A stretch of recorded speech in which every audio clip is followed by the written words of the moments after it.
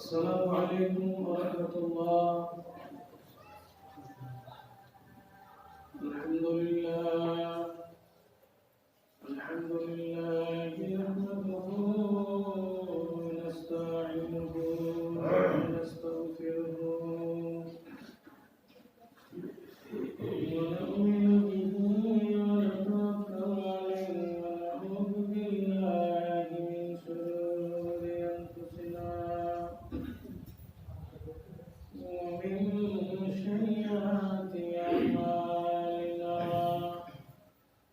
من يهده الله فلا مضل له ومن يضلل فلا هادي له.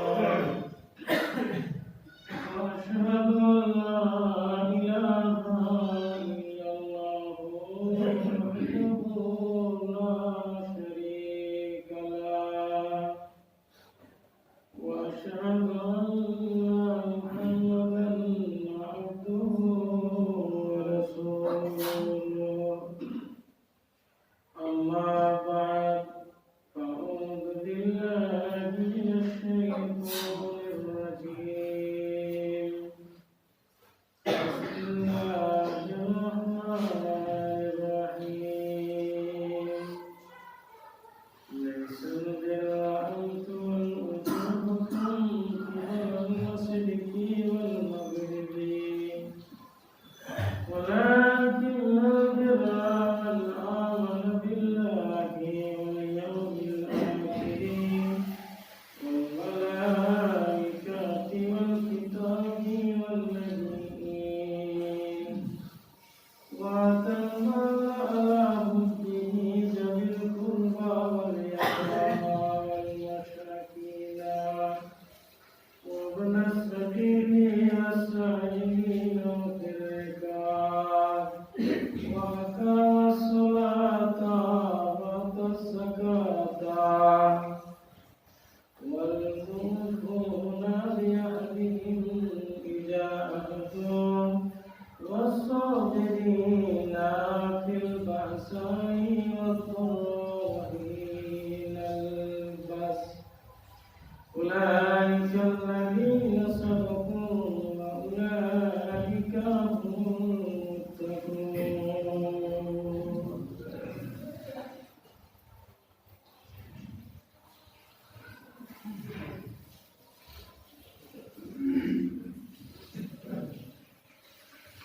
نحمده ونصلي على رسوله الكريم. أما بعد فأعوذ بالله من الشيطان الرجيم.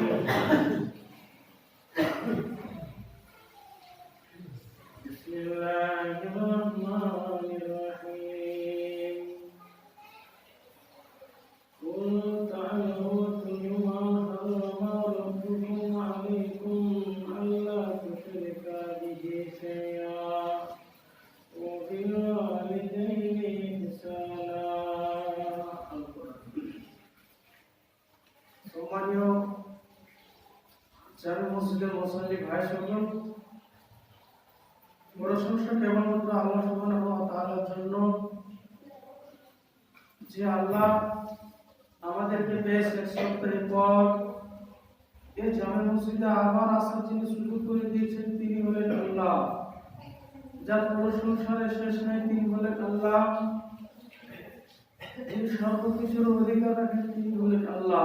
এই জন্য মহান মুনিবের দরবারে কালিমাতুর শুকরিয়া আদায় করে জামাতের বান্দা হয়ে যায় যদি আমরা সবাই বলি আলহামদুলিল্লাহ। দরুদ ও তাসলিম বর্ষিত হোক মহান আহমদ মুস্তাফা জনাব মুহাম্মদ রাসূলুল্লাহ সাল্লাল্লাহু আলাইহি ওয়াসাল্লামের উপর লক্ষ কোটি দরুদ ও শান্তি বর্ষিত হোক। আল্লাহুম্মা সাল্লি আলাইহি আল্লাহুম্মা বারিক আলাইহি। প্রিয় ভাইরা আমার, জুমার খুতবায় আজেবাজে কথা না বলে মূল কথা বলে শেষ করলে বুদ্ধিমানের কাজ হবে। তাই আপনাদের সামনে সূরা আনামের 151 নম্বর আয়াতটা কেবলমাত্র পড়লাম, কিন্তু আজকে আপনাদের সামনে বক্তব্যে চাওয়া এবং পাওয়া মুসলিম জাতি আল্লাহর কাছে কি পায়নি এমন কিছু আছে যে সবকিছু পেয়েছে না পায়নি? এই বিষয়ে কয়েকটি কথা বলবো। মুসলমানেরা সারা পৃথিবীতে এখন প্রায় 200 কোটির উপরে মুসলিম দেশ, মোটামুটি 56-57টা এখন মুসলমানের কিছু কম নেই, যে কোনো দিক অভাব আছে তা নেই, কোনো অভাব নেই। তারপরও মুসলিম জাতি যেখানে সেখানে লাঞ্ছিত, ঘৃণিত, পদদলিত। এখন তো আবার কেউ কেউ বলছে এরা দেশ থেকে বহিষ্কৃত। কারণ প্রিয় ভাই আমার, যে দেশ আমরা শাসন করলাম 850 কিংবা 700 বছর ধরে, মতভেদ রয়েছে, যাই হোক, অনেক দিন আমরা শাসন করেছি ভারতকে। আমাদের ইতিহাস আছে। সেই দেশ আজ নাকি মুসলিমদের নয়, এরা নাকি তাহলে তারা কেমন ছিল? 800 বছর সৌদি আরবকে আজও মুসলিমরা 1400-1450 বছর ধরে শাসন করে আসছে। কেমন ছিল তারা? যে ভারতকে শাসন করেছে 800 বছর ধরে, কত 73 বছর হলো না, কত দলের হাতে দেশ গেল, তারপরও দেশ টলমল। এদের কাছে দেশ চালার কোনো যোগ্যতাই নেই। পারে তো মুসলিমরাই পারবে, তাহলে কি কারণে দেশ আমাদের হাত থেকে চলে গেল? তাহলে আমরা কোন জায়গায় নিয়েছি? আমরা কেন নিজেরা অতল তলে তলিয়ে যাচ্ছি? কারণগুলি আমাদেরকে জানতে হবে। জেনেছি, আরো জানতে হবে। কেন আজকে জুমার খুতবা নতুন হচ্ছে না, প্রায় 1450 বছর ধরে এই খুতবা চলছে। অচেতন জাতি চেতন হইল না। যদি মুসলিম জাতি আজকে চেতনা বুঝতে পারতো যে আসলে আমাদের নাম মুসলিম, আমাদের ধর্মের নাম ইসলাম, আমাদেরকে এই নিয়ম অনুযায়ী চলতে হবে, তাহলে মুসলিমেরা কোনদিন এরা অতন্তরে তলিয়ে যেত না। আজকে জেল খাটাচ্ছে মুসলিম, জেল খাটছে মুসলিম, গুলি মারছে মুসলিম, মরে যাচ্ছে মুসলিম। চারিদিকে মুসলিমেরা শূন্য, মুসলিমেরা বিবাদ, হানাহানি, মারামারি, ভাই ভাই হিংসা, গ্রামে গ্রামে হিংসা, প্রতিবেশীতে হিংসা, কেউ কাউকে বরদাস্ত করতে পারছে না। আসলে এটা মুসলিমদের ঐক্যবদ্ধতা নয়। মুসলিমদের ঐক্যবদ্ধতা আল্লাহ এবং আল্লাহ রাসূল যেভাবে দিয়েছেন সেভাবে আমাদেরকে দেখতে হবে। আমরা আল্লাহ শেখানো যেটা দেখানো রাস্তা, সেই রাস্তাকে যতক্ষণ পর্যন্ত আঁকড়ে না ধরতে পারবো, ওই রাস্তাতে না গেলে আসলে আমরা সঠিক জায়গায় ফিরে আসতে পারবো না। অথচ আমরা প্রতিদিন আল্লাহর কাছে বলি, কিন্তু আমরা নামাজ পড়ি, কিন্তু আমরা জানতে পারি না যে আল্লাহকে কি বললাম। ধরুন আপনি আমাকে একটা কথা বলছেন, আমি হলাম বাংলা ভাষাভাষীর লোক, আর আপনি আমাকে ইংরেজি ভাষায় কথা বলছেন। যদিও আপনার কথাটা আমি কিছু বুঝতে পারছি, কিন্তু আপনি যে আমাকে কি বোঝাচ্ছেন এটা আমি বুঝে মজা পাই না। আপনি আমাকে গাল দিচ্ছেন যে ভাষাটা আমি বুঝি না, তাহলে আপনি আমাকে গাল দিয়ে মজা পাবেন? আপনার গাল দেওয়াই হলো, আপনি আমাকে ডাকছেন কিন্তু আমি বুঝতে পারি না, কি মজা পাবেন? পাবেন না। প্রিয় ভাইরা আমার, আল্লাহ কি তাহলে বাংলা বুঝেন না? জি না, আল্লাহ বাংলা বুঝেন, কিন্তু আপনি যে আল্লাহকে কি বুঝাচ্ছেন এটা আপনি যে বুঝতে পারছেন না, সেই জন্য নামাজের মধ্যে মজা আসছে না, ধীরস্থিরভাবে আমরা নামাজ পড়তে পারছি না।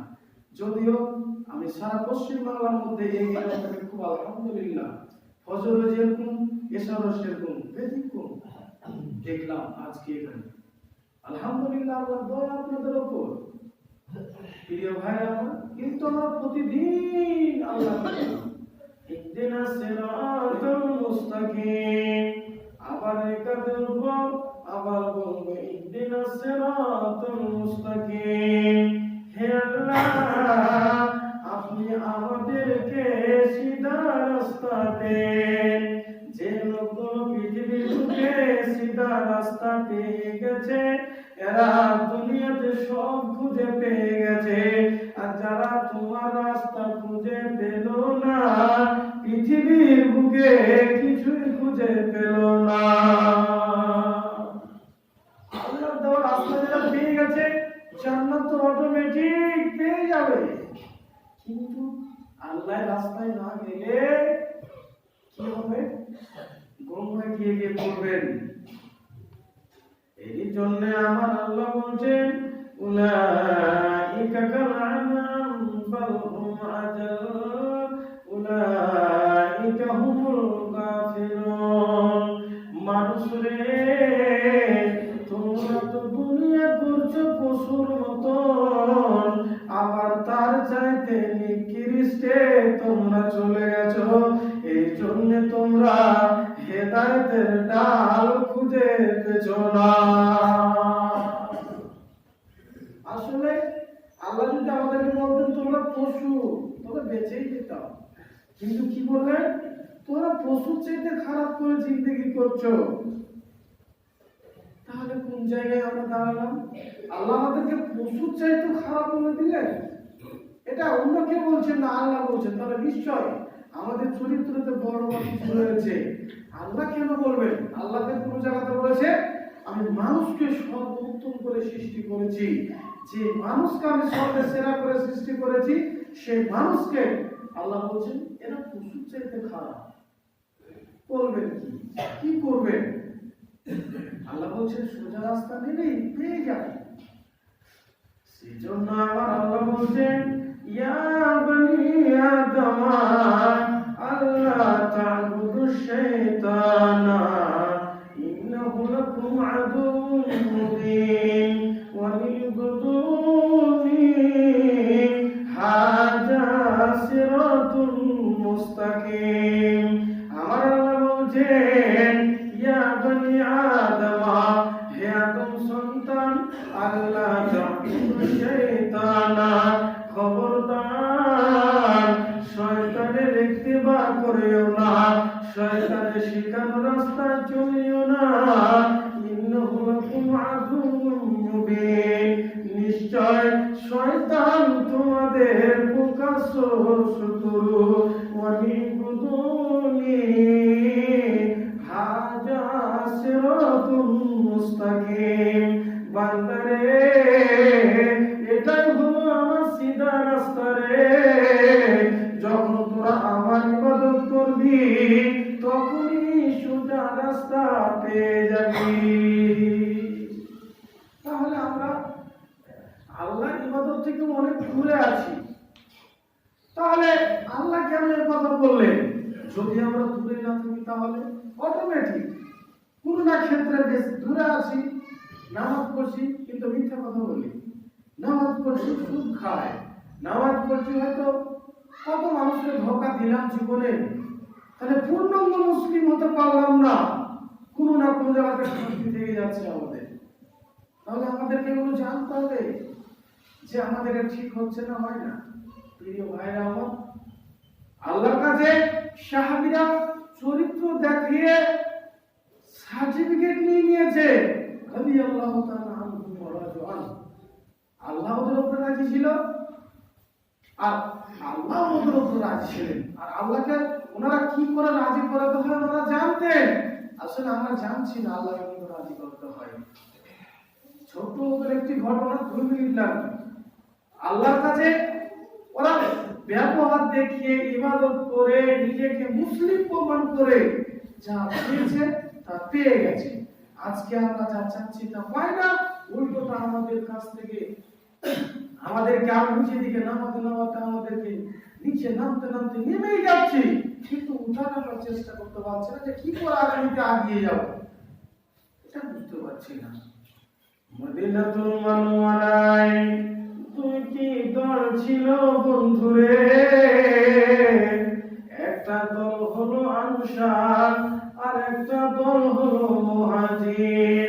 আল্লাহর নবী এই 2টি দলকে 2 রকম নাম কেন দিল বন্ধুরে?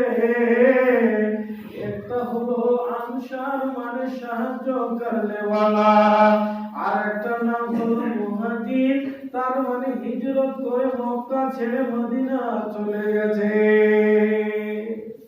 সাহায্যকারী আনসার, কি সাহায্য করেছে, কি তারা সাহায্য করত?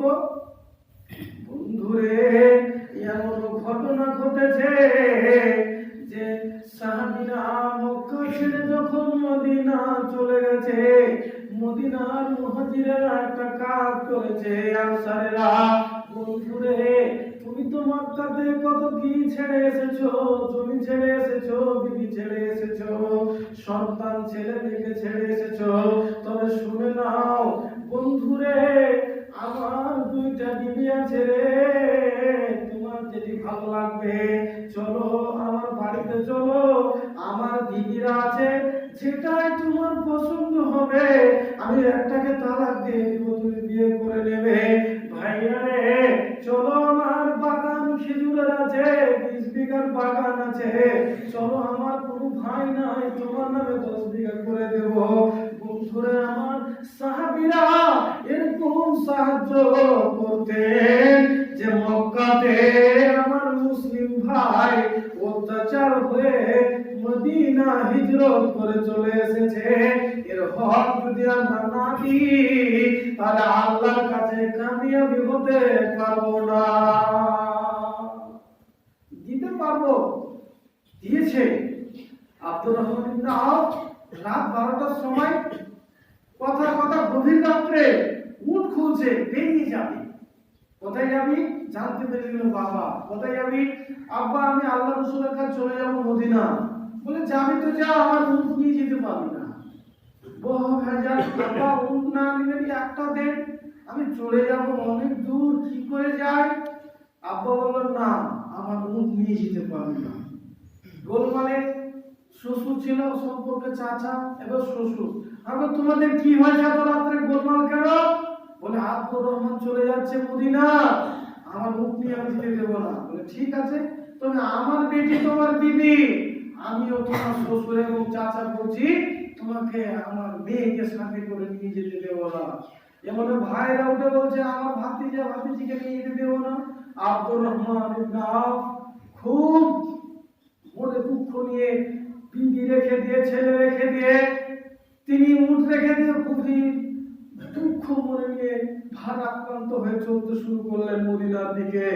আল্লাহর নবী দেখার পরে বলছেন, যখন আব্দুর রহমান ইবনে আওফ মসজিদে নববীর গেটে দাঁড়িয়েছে, আল্লাহ রাসূল বলছেন কি ব্যাপার আব্দুর রহমান, তোমার এই অবস্থা কেন?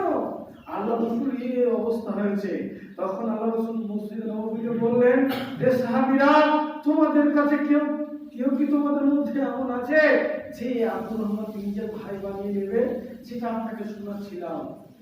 একজন নিয়ে গিয়ে একটা স্ত্রীকে তালাক দিবে, আর জমি ভাগ করে দিয়ে দিবে। এরকম সাহাবীরা জীবনে কেটেছে, সাহাবীদের জীবনে এরকম গেছে যে আমার বিবিকে তালাক দিয়ে তুমি বিয়ে করে নাও।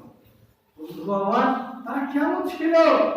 তারা চরিত্রের গ্যারান্টি দিয়ে, তারা সাহায্য করে আল্লাহকে সন্তুষ্ট অর্জন করেছে। আর একটি ঘটনা বলে শেষ করব, শুনে রাখুন, এগুলো খুব গভীর জ্ঞান আছে কথাগুলোতে। আমরা বুঝতে পারছি না যে ইসলাম কাকে বলে। দ্বিতীয় খলিফা হযরত উমর ইবনুল খাত্তাব রাদিয়াল্লাহু তাআলা, তিনি একদিন রাত্রে গভীর, তার একটা কাজ ছিল, রাত্রিবেলায় কে খেতে পায়নি, কে পেয়েছে তার দেখা কাজ ছিল। আসলে যদি আমাদের একটা গ্রাম পঞ্চায়েতের মেম্বার হয় খালি, তার গরমে ঠিকা যায় না, কিন্তু যিনি অর্ধ পৃথিবীর খলিফা আমিরুল মুমিনিন, তিনি চোলায় কি কষ্টে আছে তার খোঁজ নিয়ে বেড়াচ্ছেন। আসলে আমরা কোন যুগে বাস করছি আল্লাহ ভালো জানে। দেখতে পেলেন দূর থেকে টিম করে বাতি জ্বলছে, তার ভেতরে হয়তো তোমার উঠিয়ে দেখলেন কিছু 2-3টি বাচ্চা আছে, কান্না করছে। একজন বৃদ্ধ মহিলা একটা পাতিলে কিছু দিয়ে আর চাল দিচ্ছে, গল্প করে ফুটছে, আর বাচ্চাগুলি ওঝর নয় কাঁদছে। হয়তো তোমার বলছে সবজি করতে পারলাম না, চলে গেলাম মহিলার কাছে গিয়ে বললাম, মা তোমার এই অবস্থা কেন? তুমি এই ছোট ছোট বাচ্চাগুলো ফেলে দাওনি কেন? এত দেরিতে কেন রান্না করছো? মহিলাটা বলছে, শোনো তুমি কে, আমি তোমাকে তো চিনলাম না, তুমি আমাকে জানি বলতে পারো না, তবে শুনে রাখো আমি এখানকার লোক নই, আমি হলাম বাইরের স্টেটের লোক, আমি হযরত উমরের কাছে কিছু সাহায্য নেওয়ার জন্য এসেছিলাম, কিন্তু ভিড়ের কারণে উমরের কাছে পৌঁছাতে পারলাম না। কিন্তু আমার বাচ্চাদের পেটে এত খিদা, আমার বাচ্চারা খিদার কারণে ঘুম যেতে পারছে না। অবশেষে আমি আমার বাচ্চাদেরকে সাধু দেওয়ার জন্য একটা পাতিলের মধ্যে কিছু পাথরকে দিয়ে আর হাড়িতে দিয়ে চাল দিচ্ছিলাম, আর বাচ্চাদেরকে বললাম, বেটারে কিছুক্ষণ পরে রান্না হচ্ছে, খেয়ে দিয়ে ঘুমাবি। কিন্তু কে তুমি, আমি তোমাকে তো চিনি না, তবে শুনে রাখো, আমার বাচ্চাদের পেটে এত খিদার কারণে আমার বাচ্চাদেরকে ঘুম দিতে পারলাম না।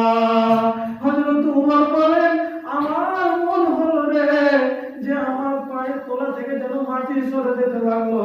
আমি বললাম, মা থেকে করো, দেখি কিছু ব্যবস্থা করতে পারে কিনা। এমন সময় হযরত উমর বাড়িতে দৌড়ে গিয়ে হযরত আসলামকে বলছে, আসলাম রে, বাইতুল মালের দরজা খুলে দাও। আসলাম, আমি যে দৃশ্য দেখে আসলাম, সেই দৃশ্য দেখে মনে হচ্ছে বিচারের মাঠে আল্লাহ আমাদের মনে হয় আসামির কাতার করবে। আসলাম, হযরত আসলাম বাইতুল মালের দরজা খুলে দিল, তরকারি বস্তা প্যাকেট করে। হযরত উমর বলছে, আসলাম, আমি আমার উমরের মাথায় বস্তাকে উঠায়া দাও। হযরত আসলাম বলছে, আমিরুল মুমিনিন, আপনার তো বোঝ বহন করার জন্য আমি রেডি আছি, আপনি কেন মাথা নিতে যাচ্ছেন? উমর বলছে, আসলাম রে, দেরি করেও না, যে কাম দেখে এসেছি এটাতে বরদাস্ত করার মতো হতে পারে না। হযরত উমর নিজে মাথায় নিয়ে দৌড়াতে এসে দেখলেন মা এখন ওই অবস্থাতে বসে আছে। হযরত আসলাম বলেন, আমি উমরের দিকে দেখে রইলাম, উমর কি করে, বস্তার মুখ খুলে দিয়ে তরকারি বের করে দিয়ে রাখা রুটি বানিয়ে তরকারি পাঠিয়ে মাকে বলছে, মা তুমিও খাও। আর হযরত উমর বাচ্চা দুটিকে কোলে করে নিয়ে তরকারি রুটিতে মিশাচ্ছে আর খাওয়াচ্ছে। হযরত আসলাম বলেন, আমি উমরের দিকে দেখলাম যে তার দুই চোখ বয়ে বয়ে অঝর নয়নে দাঁড়িয়ে ভিজে ভিজে পানি পড়ছে। দেখলাম, দৃশ্য দেখলাম। মহিলাটা বলছে, তুমি কে? আমি তোমাকে তো চিনি না, তবে শুনো, আজকে এই স্টেটের বা এই রাষ্ট্রের প্রধান উমর না হয়ে তোমার মতো লোক যদি আজকে রাষ্ট্রের প্রধান হতো, তাহলে আমাদের মতো গরিব দুঃখীদের ভাগ্য ভালো হয়ে যেত।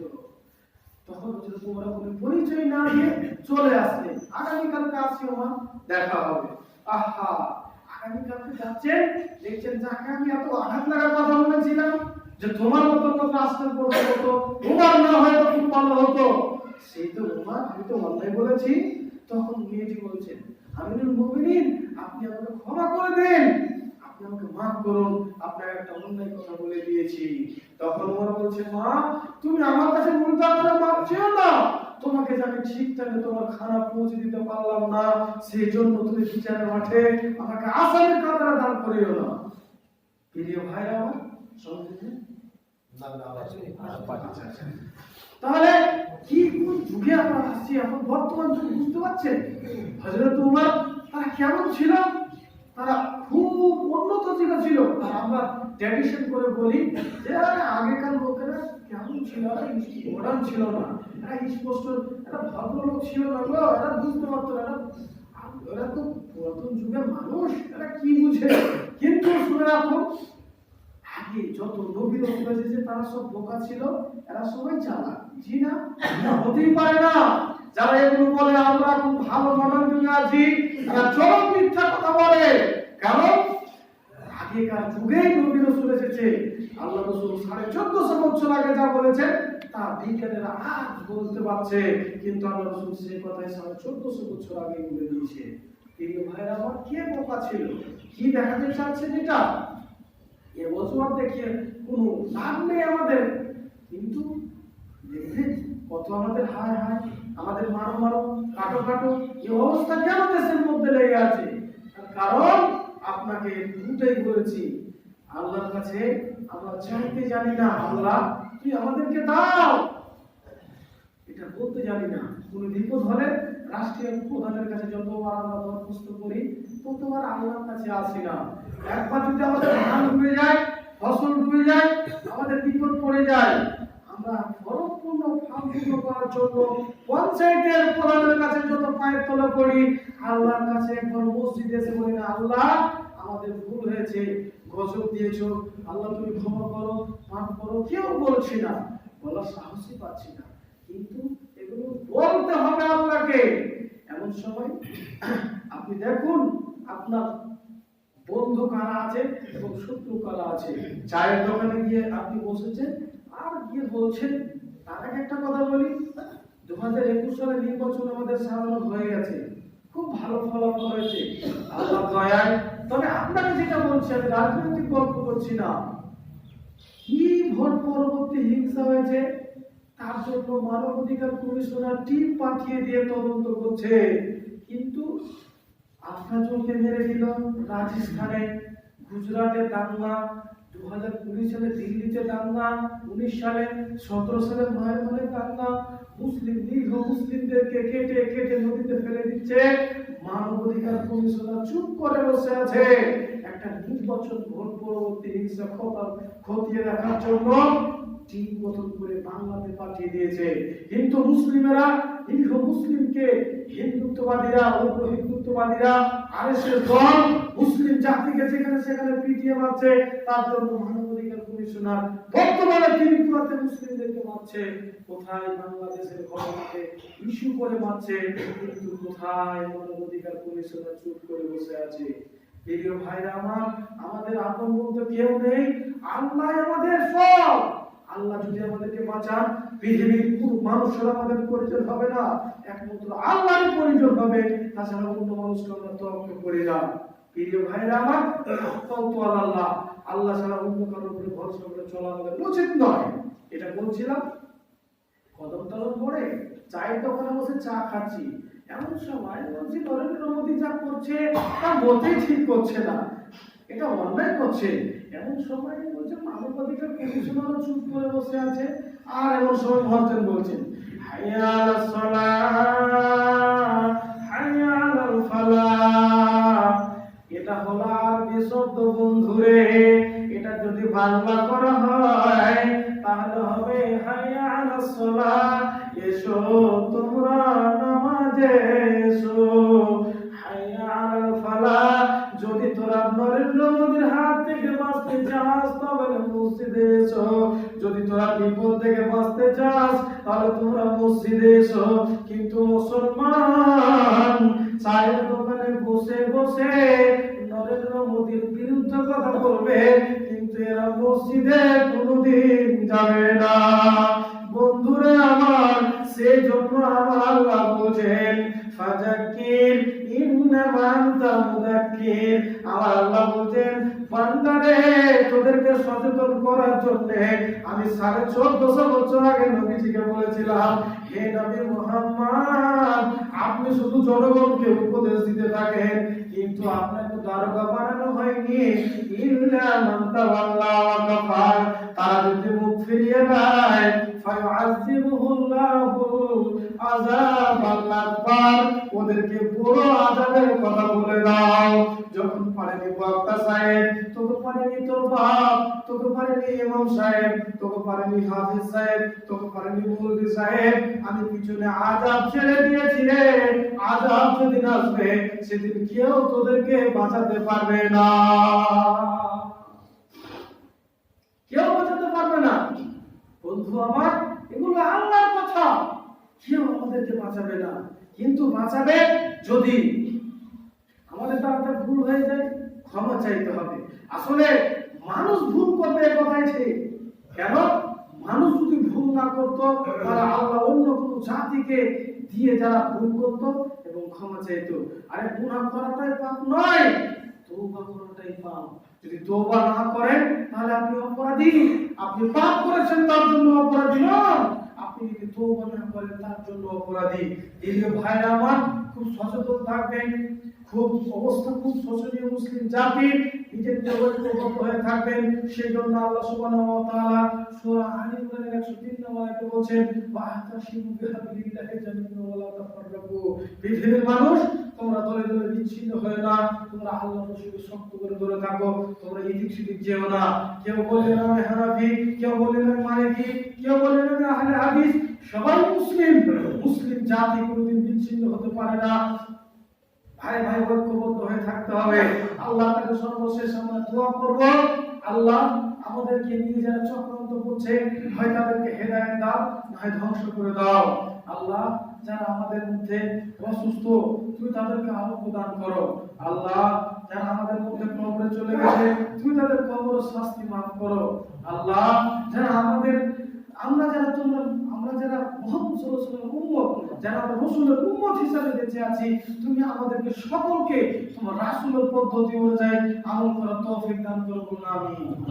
প্রিয় ভাইরা, আপনারা আমাকে এর আগে দর্শকে দেখেছিলেন, এসেছিলাম। তাহলে আমার জন্য দোয়া করবেন। আমি দাওয়াত ফারাক করেছি, আমার জন্য দোয়া করবেন যেন দ্বীন ইসলামের কথা মানুষের কাছে সঠিকভাবে পৌঁছাতে পারি। কারণ আমি লিখতেও জানি না, পড়তেও জানি না, মুখস্থ বিদ্যাতে বললাম। যদি আমার কোনো জায়গাতে ফল্ট হয়, নিজের ছেলে বলে ক্ষমা করবেন, বুঝিয়ে দিবেন। আর একটা বিশেষ অনুরোধ, আমার আয় ইনকাম কিছুই নেই, কেন আমি একজন অন্ধ ছেলে, আমাকে কেউ পড়াতে নেবে না, কোনো ছাত্র পড়াতেও পারবো না। আল্লাহর দয়ায় দুটো কথা বলতে পারলাম, এটাই অনেক। কিন্তু আপনারা যদি আমাকে সবাই জালসাগুলো তো ডাকে, আপনারাও ডাকবেন, কিন্তু আপনাদের কাছে বিশেষ যেটা আবেদন, সবাইকে বলছি আজকে চোখ কদমে খুববার মাধ্যমে এই অসহায় ছেলেটাকে সবাই 1 টাকা করে হলো দিয়ে যাবে। কেউ খালি হাতে যাবেন না, না এটা থাকলে বাড়ি থেকে এনে দিবেন। এরাই আসল হকদার, কারণ এরাই আসল আল্লাহর কাছে হকদার, যে এরাই পৃথিবীর মধ্যে অসহায় লোক, অত্যাচারিত লোক, অধম লোক। এদেরকে দিলে আল্লাহ আপনাদের মধ্যে আরো বরকত দেবে। সর্বশেষ দোয়া করে, আল্লাহ তুমি আমাদেরকে বিপদ থেকে বাঁচাও, এটা আমাদের লক্ষ্য। দ্বীন ইসলামে তুমি হেফাজত করো, আমাদের সকল হেফাজত করো। আল্লাহুম্মা আমিন। আল্লাহুম্মা সাল্লি আলা মুহাম্মাদিন ওয়া আলা আলি মুহাম্মাদ কামা সাল্লাইতা আলা ইব্রাহিম ওয়া আলা আলি ইব্রাহিম ইন্নাকা হামিদুম মাজিদ। আল্লাহুম্মা বারিক আলা মুহাম্মাদিন ওয়া আলা আলি মুহাম্মাদ কামা বারাকতা আলা ইব্রাহিম ওয়া আলা আলি ইব্রাহিম ইন্নাকা হামিদুম মাজিদ। ربنا تقبل منا انك انت السميع العليم وتب علينا انك انت التواب الرحيم. الحمد لله رب العالمين.